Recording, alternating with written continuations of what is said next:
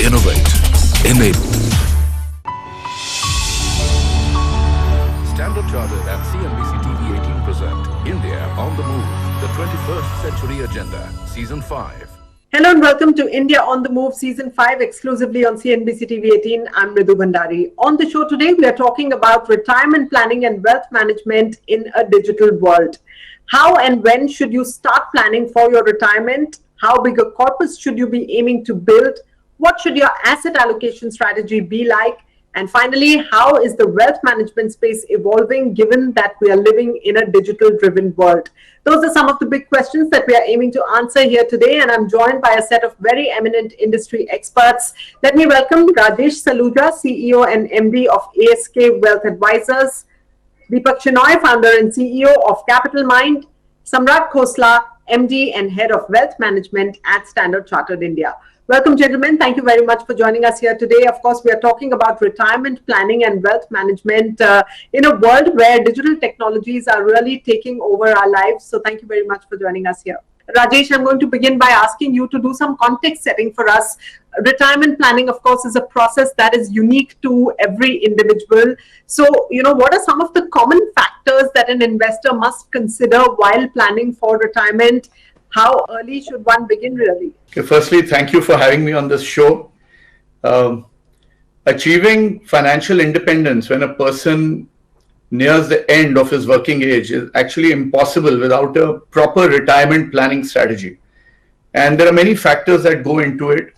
One, of course, you have to know when to start retirement planning. So, what's your current age? When are you thinking of retiring? So it's an age factor over 10 years, 15 years, 20 years. When do you want to retire? Second, your current income and what is the kind of income or lifestyle you want to lead post your retirement. So what kind of income will you need once you retire? Then, of course, there are various goals that you have for retirement. There could be lifestyle goals. There could be health related goals. There could be things related to children or whatever other be your financial goals. You have to put all that in a number, take inflation into view because inflation is the single biggest risk when it comes to your corpus, and have some idea of what is the likely corpus or savings you should have once you retire. Right. Okay. So let me also bring in Samrat. Samrat, what are some of the mega trends that you're observing as far as retirement planning is concerned, given the rapid digitalization that we are seeing, and also given the demographics of India? We are at a median age of 29 years. So give us a sense of the mega trends that you're observing at this point. So emerging investing trends across millennials is definitely showing a trend, and many of them have very clearly defined approaches to life and investments. They want to drive impact through their investments and are also geared towards profit making. At Standard Chartered, we run a wealth expectancy study annually, and in our last report, we observed that while a majority of respondents did have a financial strategy in place, close to 50% felt that they may not achieve their financial goals. Moreover, people are living longer and want to thrive in their retirement. They want to invest to address the risk of living longer. And this worry has been a common theme across many of our studies, where investors are apprehensive of reaching their goals with their current, not reaching their goals with their current strategies. Clients expect and demand high quality insights and assistance delivered digitally or through their relationship managers. Digitalization has made investing more accessible to the masses. All stages from planning to execution to monitoring can all be done through the digital space. And the pandemic and the lockdown have coupled with the economic uncertainty have made many clients realize the need of having a structured plan in place for the long term. And they have started actively adopting digital tools to set the process in motion. Right, absolutely. Today's tech-savvy investor is, of course, very, very knowledgeable, very well-traveled, very well-evolved, and is taking to technology like never before. Deepak, let me also come to you. How do investors really calculate the retirement corpus that they will be requiring, 20 years from now? How early in life should one begin that process? And how does retirement planning then go on changing in different phases of our lives? Firstly, Mridu, I think, inflation complicates the matter quite, heavily, like Rajesh said. It's not easy to compute, for instance, someone who's 30 years old today and is spending 1 lakh rupees per month. And I look at spending more than income because that's what you want to count for is how much you're spending per month. That person will, at a reasonable inflation of just 5%, expenses will double roughly every 15 years. So by the time that person turns 60, that person is spending 4 lakhs a month, same lifestyle. And to be able to get a reasonable return with a retirement corpus, at the age of 60, this person will need 10 crore rupees. Now, this is calculated. We have a tool actually for this, which allows you to calculate what increasing amount of money you need. And why do you need 10 crore? The idea is that you have an increasing expenditure. This money needs to last you till you're, say, 90 years old. That your expenses will keep going up. Even the 4 lakhs per month will keep going up to become 8 lakhs per month by the time you're 75 and so on. I think the idea of calculating the money is just to find out what these figures actually are. And that 10 crores is only going to afford you at that time as much as spending 1 lakh rupees a month today. Importantly, also, to not be disillusioned, if your inflation is 5%, your savings are also growing at 5% a year, you probably need to invest only 35 to 40,000 rupees a month today. Increase it by the inflation rate every year, and you will get there in a reasonable, 60% equity, 40% fixed income kind of mix. So it's not unachievable, just that the numbers look staggering because our heads don't get around inflation and compounding. Right. When you started with that 10 crore figure, it did sound very staggering. But, let's also then discuss where to put the money. Samrat, what should be an investor's approach when it comes to the ideal asset allocation strategy, especially when you're looking at it through a retirement lens? What are some of the must-haves in the portfolio? So, retirement planning requires a balance between certainty and flexibility. A diversified allocation to a basket consisting of various asset classes like stocks, bonds, and gold is the way to go, where the allocation can vary based on life stages. I think that's very important. It is also important to diversify your investments internationally, as it helps spread the source of risk. It is necessary to keep in mind that one should invest in line with an asset allocation strategy that aligns to one's risk appetite and investment horizon.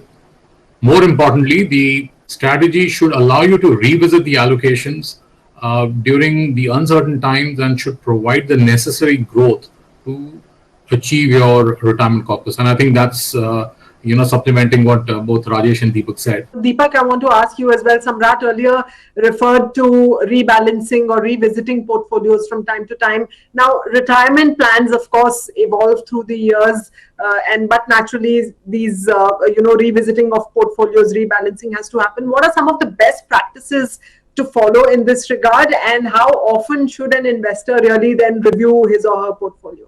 That's a very good question, Mridu. I think the problem, when you think of retirement, is you think of yourself as really old and unable to work anymore. Mostly nowadays, retirement is about working because you want to work, not because you have to. The idea is to generate enough income that if you didn't have a job, you would still be able to survive for enough time as you want to live. And therefore, retirement plan should be built with a thought process that says, what is that point? What is that tipping point? And it doesn't necessarily mean that there won't be an income going forward, but that it doesn't have to be. In this context, we've seen and we build retirement plans at Capital Mind. We've invested for people who have actually reached their retirement goals early. We found that they don't necessarily need the money. They're more like, listen, now we're comfortable. And we'd like to continue to work for as long as we want to. So many people prefer to, some people like to look at their retirement, corpuses every day, and whether the mutual fund has gone up 1%, this stock has gone up 2%. There are others who won't even look at their portfolios for a year. I think the optimum time to rebalance or think of your process is only in 2 points. One is a regular review, maybe once a quarter or once in 6 months. And I say this to people in general, that you need to note down where your investments are so that in case something happens to you, your family has a single record of where everything is. And doing this once a quarter is a good thing. All right, we've got to let those investments ride. On that note, let's head into a short break right now, but the conversation continues right here on the other side. You're watching India on the Move Season 5 on CNBC TV18. Standard Chartered and CNBC TV18 present India on the Move, the 21st Century Agenda, Season 5. Welcome back to India on the Move Season 5. On the show today, we are focusing on retirement planning and wealth management in a digital world. In this segment, I want to focus a little bit on the changing shape of the wealth management space, especially as digitalization really revamps the sector. Let me bring in Rajesh. Rajesh, what do you think are some of those big technological trends that are really reshaping the wealth management space? And how can wealth managers really develop a very, very long-standing and a winning digital strategy? Right. So I would say three areas where wealth management firms are trying to capitalize on this opportunity. One is, of course, the client experience. How do you ensure that you can onboard a client very quickly digitally? Like how banks started with digital onboarding, video KYCs. Some of those aspects have been, taken in by even wealth management firms. The second is the entire interaction with the client. Instead of necessarily always dealing with an individual, is there a way the client can get whatever he requires at whenever he wants, just using technology? So the dependency on having a relationship manager or a service manager for all your needs also can be done away with.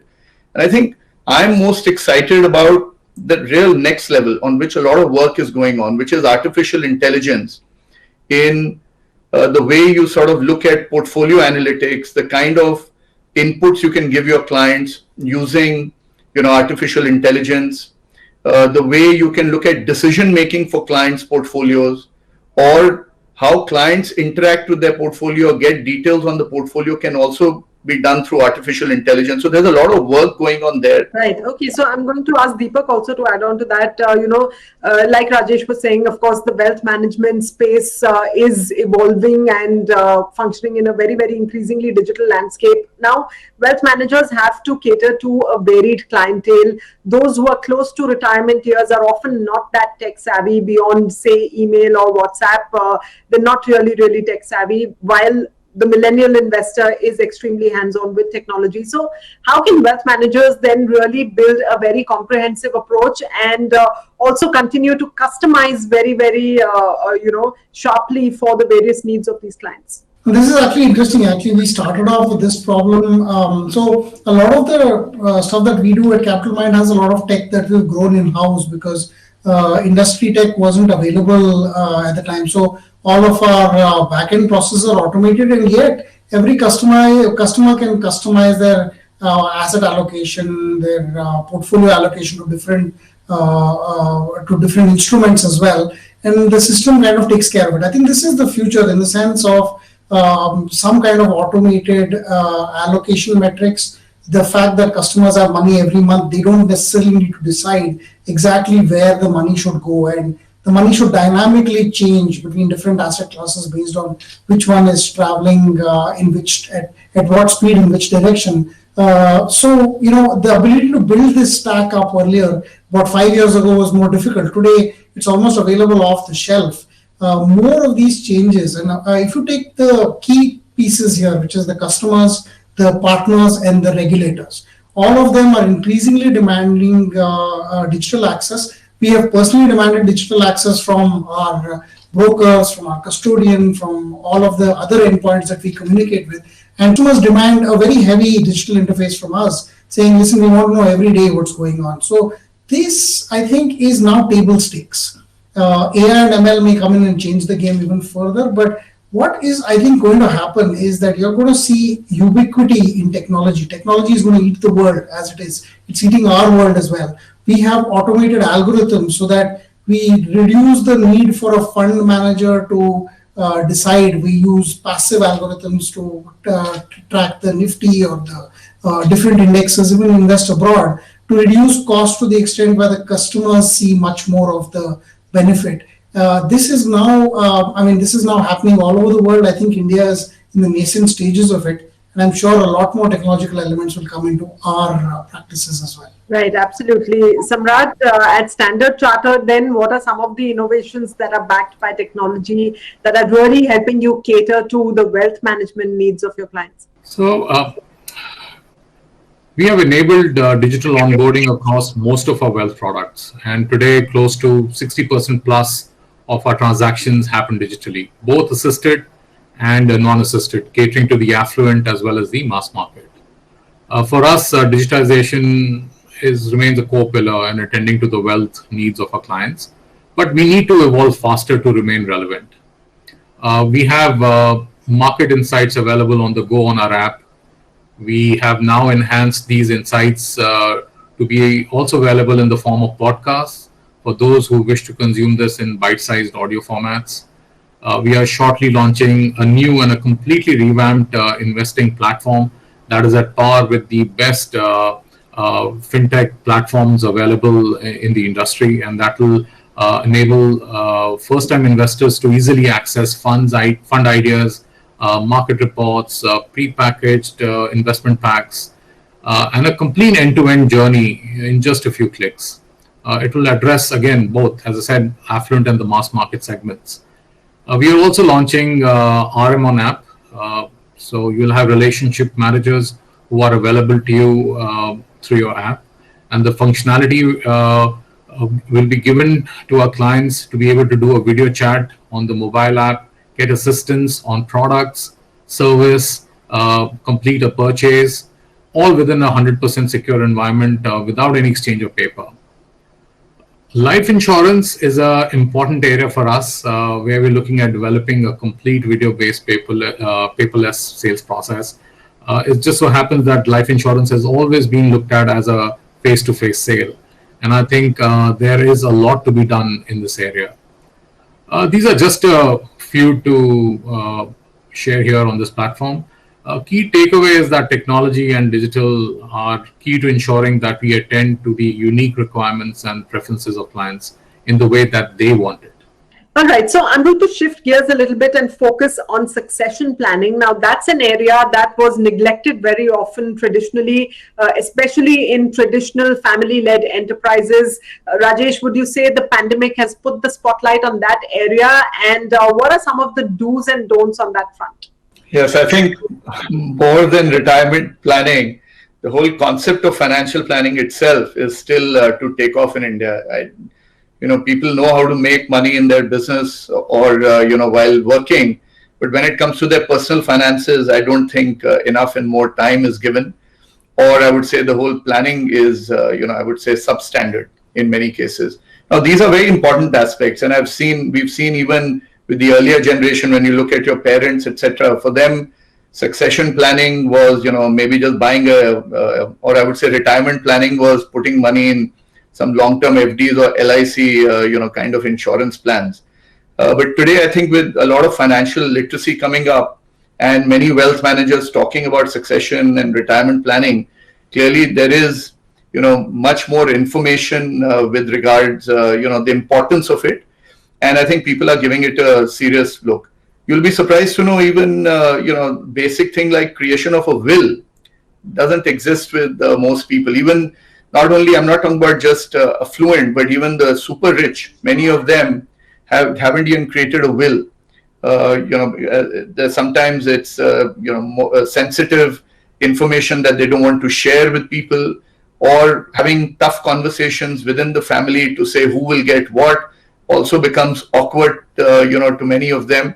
So it's been neglected. But having said that, you are clearly seeing a bunch of clients who are really hiring professional firms to do succession planning, be it succession in their business, be it succession of assets to the next generation, be it, more efficient tax planning, because many people now even have children who are, settled abroad.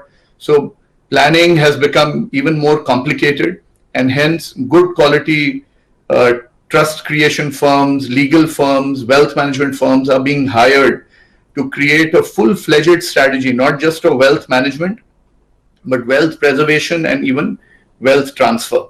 So it's becoming important, but I would still say it's only 5-7% of our client segment who still thinks about retirement planning or succession planning in the right way. The rest are still doing it in a very, very sort of substandard kind of way. All right, gentlemen, thank you very much for those fantastic insights into retirement planning and wealth management in a digital world. Appreciate all of you taking out time and joining us here today. That's a wrap of this edition of India on the Move Season 5. We'll be back next time with lots more. Until then, thank you for joining us. Goodbye. Standard Chartered and CNBC TV18 present India on the Move, the 21st Century Agenda, Season 5.